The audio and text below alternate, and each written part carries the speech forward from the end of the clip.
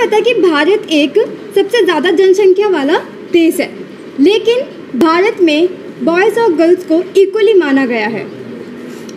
भारत में अभी भी कई ऐसी जगह है जहां महिलाओं को उत्पीड़न का शिकार होना पड़ता है, और उसी उत्पीड़न शिकार से बचने के लिए महिलाओं को खुद लड़ना होगा और महिलाओं को आवाज़ उठाना पड़ेगा। और उस उत्पीड़न शिकार से बचने के लिए महिलाओं को शक्ति की बहुत ज़्यादा ज़रूरत है। जब कोई महिला हमें पता है कि आजकल हर क्षेत्र में महिलाएं जो है वो हर फील्ड में अच्छे हैं।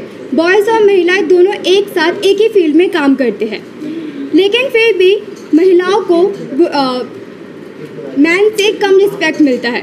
पूरी दुनिया में वुमेन्स को हमेशा बॉयज़ से कम इक्वलिटी नहीं मिलती है। आज महिला सशक्तिकरण है कि महिलाओं को आर्थिक, सामाजिक और मानसिक रूप से सुरक्षित और स्वतंत्र हो।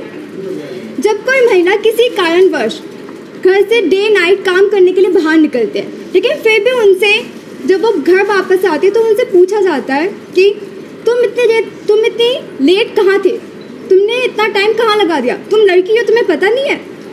ये सब उनसे क्वेश्चन किया जाता है।